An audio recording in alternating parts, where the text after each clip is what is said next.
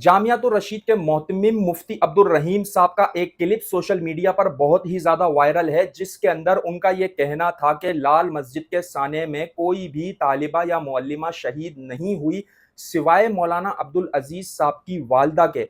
इस क्लिप के social media पर वायरल हो जाने के बाद मजहबी तबके में बेचैनी का इंतशार का एक नया मोड़ आया और लोग इन हकाइक को जानने के लिए बेताब हो गए कि आया ये मामला है क्या। एक तरफ से कहा जा रहा है कि अगर शहादतें हैं तो वारिसीन को सामने लाया जाए, प्रूफ दिए जाएं, लेकिन दूसरी तरफ से वक्फे वक्फे से हम देख रहे हैं कि कुछ एनी शाहिद का बयान लगा दिया जाता है, किसी मौके पर कोई प्रूफ दिखाने की कोशिश की जाती है, किसी मौके पर कोई प्रूफ दिखाने की कोशिश की जाती है। आज की मेरी ये वीडियो थोड़ी सी तवील हो सकती है, लेकिन मैं गारंटी के साथ कहता हूं कि अगर आप आखिर तक इस वीडियो में मेरे साथ रह गए तो आपको इन तालिबात की शहादत का पूरा मामला समझ में आ जाएगा, बशर्त यह है कि आपने वीडियो में आखिर तक मेरे साथ बने रहना है। दोस्तों, लाल मस्जिद का जो सानिया है वो कोई अचानक रोनुमा नहीं हो गया। मार्च 2007 से इसके अंदर तनाव इंतहाई हद तक बढ़ चुका और फिर 3 जुलाई से 10 जुलाई तक एक ऑपरेशन तश्कील दिया गया। 8 जुलाई यानी ऑपरेशन के 5वें रोज लाल मस्जिद शोहदा फाउंडेशन, जिनके सदर तारिक असद साहब थे, उनकी तरफ से सुप्रीम कोर्ट में एक पटिशन दायर की गई कि जी इस ऑपरेशन को रुकवाने की कोशिश की जाए, इस ऑपरेशन को रुकवाया जाए और अब तक के हालात में जो भी मुजरिमीन हैं, जिन्होंने भी कानून को हाथ में लिया है, उन सबको कानून के मुताबिक ही सजा दी जाए। 9 जुलाई को इसकी समाअत हुई। राणा भगवान दास ने इस पर नोटिस लिया, लेकिन वो इस ऑपरेशन को रुकवाने में नाकाम रहे। 10 जुलाई को बिल आखिर हतमी ऑपरेशन का आगाज हो गया और फिर 11 जुलाई को एक दरख्वास्त दोबारा दायर की गई, जिस दरख्वास्त के अंदर इमारत को, जो इमारत थी उसको गिरने से रोके जाने की दरख्वास्त थी। यह पटिशन दोबारा दायर की गई शोहदा लाल मस्जिद फाउंडेशन की जानिब से। बिल आखिर इस दौरान मौलाना अब्दुल अजीज साहब और उम्मे हसन साहिबा को भी गिरफ्तार कर लिया गया। आपने वीडियो में, मैं इसलिए बार बार कह रहा हूँ साथ रहना है, आपको ये पूरी कहानी समझ में आ जाएगी। आज मौलाना अब्दुल अजीज साहब, उम्मे हसन साहिबा समेत दीगर लोगों से जो प्रूफ्स मांगे जा रहे हैं, ये कहानी खुल जाएगी। अच्छा, 27 जुलाई का दिन आ गया और 27 जुलाई को इमारत को बिल्डोज कर दिया गया, डेमोलिश कर दिया गया और उसमें से तमाम तर चीजें खत्म हो गई, खाकिस्तर हो गई। उसके बाद कहानी पहुंची अक्टूबर पर। अब यहां पर सुनना है, अक्टूबर 2007 में इसके बाद एक और दरख्वास्त दायर की गई इसी शोहदा फाउंडेशन लाल मस्जिद की जानिब से। 2 अक्टूबर 2007 में सुप्रीम कोर्ट के हुक्म पर एक साला सरकारी खर्च, दियत, असातिज़ा की तनख्वाहें और इसके साथ साथ दीगर जो ज़रूरियात थी, वो तमाम तर ज़रूरियात पूरी करने का वादा किया गया सरकारी खर्चे पर। उसके बाद 3 नवंबर को मुल्क में इमरजेंसी नाफिज कर दी गई और सुप्रीम कोर्ट खत्म हो चुकी, उसे फारिग कर दिया गया। 2009 से 2012 तक समाअत रुकी रही। इस अरसे के अंदर कोई भी समाअत नहीं हुई। फिर 2012 के अंदर एक और दरख्वास्त दायर की गई। 4 दिसंबर 2012 को कोर्ट के हुक्म पर एक जुडिशल कमीशन बनाने का ऐलान किया गया। उस कमीशन के सरबराह शहजादो शेख थे, उनकी सरबराही के अंदर इस जुडिशल कमीशन को तश्कील दिया गया। इस कमीशन ने मार्च 2013 में 30,000 सफ़हात पर मुश्तमिल एक रिपोर्ट तैयार की। इसके साथ साथ हम आगे चलते हैं कि कमीशन ने तालिबात की शहादत की जो रिपोर्ट थी उससे मुताल्लिक ये बात लिखी कि जामिया के गिरने की वजह से रिकॉर्ड हमारे सामने नहीं आ सका। अब आप खुद इस बात को समझ सकते हैं कि जो वहां पर मौजूद हाजिरी के रजिस्टर्स थे, जो वहां पर मौजूद तमाम तर सबूत थे, रिकॉर्ड थे, जब ये इमारत डेमोलिश हुई, गिर गई, तो उस इमारत में तमाम तर दस्तावेजात भी वहीं पर गिरने के साथ ही खत्म कर दी गई। एक तरफ से ये कोशिशें की गई कानून के जरिए कि इस इमारत को गिरने से रोका जाए اور पहले ऑपरेशन को रुकवाने की कोशिशें की गई, फिर इमारत को गिरने से रुकवाने की कोशिशें की गई, लेकिन जब इमारत गिर गई तो वो तमाम तर रिकॉर्ड्स, वो सबूत यहाँ से खत्म हो गए। अब जो नुक्ता है वो बहुत अहम है, उसे समझने की जरूरत है कि आज ये कहा जा रहा है कि जी कोई वारिस सामने नहीं आया, अखबारात में इश्तिहारात तक छापे गए और कोई भी पेश नहीं हुआ। तो यहाँ पर इस पॉइंट को समझिएगा कि मौलाना अब्दुल रशीद साहब का किरदार 2005 के जलजिले में रेस्क्यू के हवाले से किसी से भी ढका छुपा नहीं था। वो जिन जलजला जदगान इलाकों के अंदर रेस्क्यू पर मौजूद थे, वहां से एक मोहतात अंदाजे के मुताबिक 600 के करीब तालिबात ऐसी के जिनका कोई वाली वारिस नहीं था, जिनके पेरेंट्स नहीं थे, वो अपने हमरा लाए और उनकी तालीम का, उनकी तमाम तर ज़रूरियात का जामिया में इंतज़ाम किया। ये 600 तालिबात तो वो हैं कि जो दौरान तालीम इनसे कोई मिलने के लिए नहीं आया, ची जाए कि इनकी शहादत हो जाने के बाद कोई इनके पीछे आकर खड़ा हो जाता। मतलब क्योंकि इनका कोई वाली वारिस नहीं था, इनके पेरेंट्स, इनके आगे पीछे के लोग वहाँ मौजूद नहीं थे, वो मुतासिर हो चुके थे इस ज़लज़ले की वजह से, उनकी अमवात हो चुकी थी। तो ये सारी वो सूरत हाल थी। अच्छा, कहा जाता है कि जी वारिस जो है वो सामने लाए जाएं, वारिस पेश किए जाएं, ये बातें आप जो है वो बहुत कॉमन सुन रहे हैं इस वक्त ना, मतलब ये सवालात उठाए जा रहे हैं। अगर आज भी हुकूमत सच्ची नीयत के साथ दियत का ऐलान करे तो वो फैमिलीज, वो घराने, वो शहीद होने वाली तालिबात के जिनके खानदान के लोग मौजूद हैं, वो ज़रूर फ्रंट लाइन पर आएंगे, लेकिन शर्त यह है कि इंसाफ की फराहमी तो मुमकिन हो। और ये जो इश्तिहारात वाली बात की गई है कि जी इश्तिहारात छापे गए अखबार में, ये 100% झूठ है। अगर इसका कोई प्रूफ किसी भी फर्द के पास मौजूद हो कि अखबारात में इश्तिहारात छापे गए कि जी फैमिलीज जो हैं वो आएँ, तो वो आपने ज़रूर शेयर करने हैं, कमेंट्स की सूरत में शेयर करने हैं और हमारी मालूमात के अंदर भी इस हवाले से आप लोगों ने इजाफा करना है। अच्छा, अब यहाँ पर बात कर लेते हैं कि अगर इस मौके के ऊपर भी हुकूमत ऐलान कर दे तो वारिसीन ज़रूर आएंगे। वारिसीन के आने का जहाँ तक ताल्लुक है, ये बात मैं कर रहा हूँ, वो बिल्कुल वाज़े है। मैं आपको कुछ अभी वीडियोस की सूरत में एक एक करके प्रूफ आपको इसमें दिखाऊंगा। थोड़ी सी वीडियो तवील होगी, थोड़ी सी, अब मेरा ख्याल है करीब है हम इसको क्लोज करने के। आपको पूरी कहानी समझाने का मकसद सिर्फ इतना है कि अगर हवाई 2 जुमलों में बात कर दी जाए, हवाई फायरिंग कर ली जाए, तो वो चीज आपके अजहान में नहीं बैठ सकेगी। मैं उस कंफ्यूजन को समझ सकता हूं कि जब कोई आपसे सवाल करता है कि प्रूफ दो, जब आप किसी की वीडियो दिखाते हैं तो आपसे कहा जाता है आप इसको जानते हो, आप इस एनी शाहिद को जानते हो, इसकी गारंटी कौन लेगा? ये झूठ भी बोल सकता है। चूंकि उस्ताद साहब के आगे तो फिर सब बस हो जाती है। अब आए मैं आपको चलता हूं, कुछ चीजें दिखाता हूं। इस्लामाबाद से मुफ्ती सईद साहब, उनका क्लिप सबसे पहले सुनते हैं, साथ लगाया जा रहा है, आप भी सुने, देखें उन्होंने किस तरीके से इंकिशाफ किए, और वो खुद एनी शाहिद हैं और वो खुद भी एक मुफ्ती हैं। लाल मस्जिद में क्या किया, उन बेगुनाहों पर भी गोलियां चलाईं।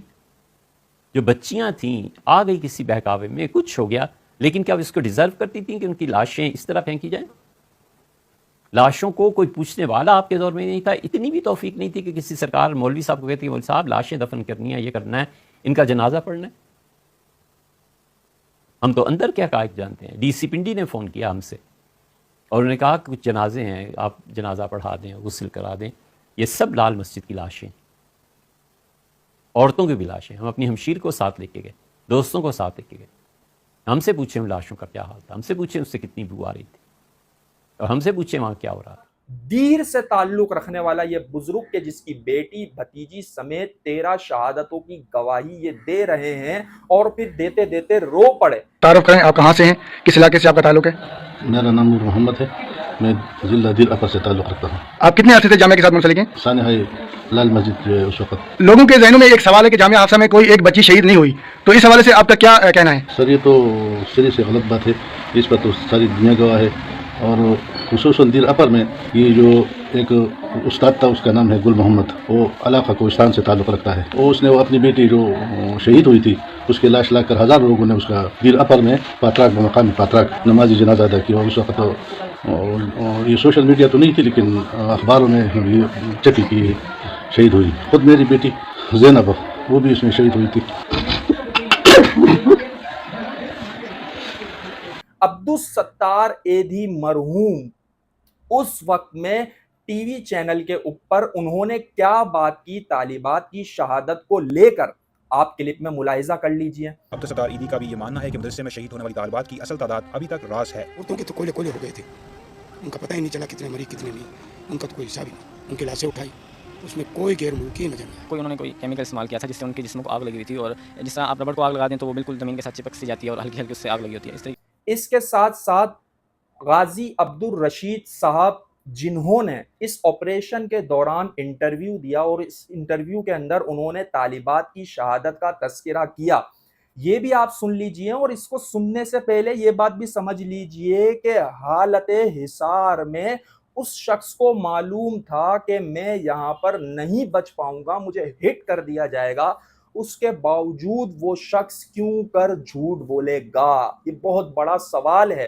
سنیے عبدالرشید صاحب کا کلپ۔ اور یعنی اس جگہ پہ میرے لیے خطرہ ہے تو مجھے اپنی پوزیشن تبدیل کرنی ہے، یعنی یہ میں نہیں کہہ رہا کہ میں کسی اور یہاں سے چھوڑ کے جا رہا ہوں، میں نے تو یہ کہا تھا کہ ہم آخری وقت تک لڑیں گے، اور اب میں زیادہ ڈٹرمن ہوں، یعنی اس ساری صورتحال کو دیکھ کر مسجد کی، اور جس طریقے سے بچوں کو شہید کیا گیا، نوجوانوں کو، اور جس طریقے سے بچیوں کو شہید کیا گیا، گھنٹوں گھنٹوں وہ تکلیف میں یعنی چیختی اور چلاتی رہی، اور یعنی ان کی طرف سے کسی قسم کا، اور میں بار بار یہ کہتا رہا کہ یہ سٹاپ کریں، یہ بروٹیلٹی ختم کریں۔ مشاہد اللہ مرحوم صاحب کا کلپ سوشل میڈیا پر بہت زیادہ وائرل ہے، آپ سن بھی چکے ہوں گے، میں بھی یہاں پر لگا دیتا ہوں، اسے بھی سن لیجئے۔ کیا لال مسجد میں جو بھی کچھ لال مسجد میں کیا ہو رہا تھا کیا نہیں ہو رہا تھا، لیکن چھوٹے چھوٹے کمروں میں آپ نے مارٹر گولے مارے، اور وہ مارٹر گولے جن بچیوں کو لگے ہیں نا، کسی کا ہاتھ چپکا ہوا تھا چھت سے، کسی کے بال چپکے ہوئے تھے، کسی کا دھڑ چپکا ہوا، اس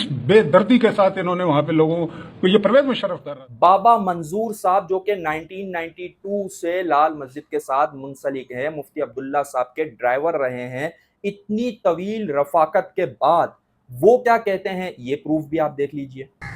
میرا نام منظور حسین ہے، میں 1992 سے جامعہ فریدیہ اور جامعہ حفصہ سے میرا تعلق ہے۔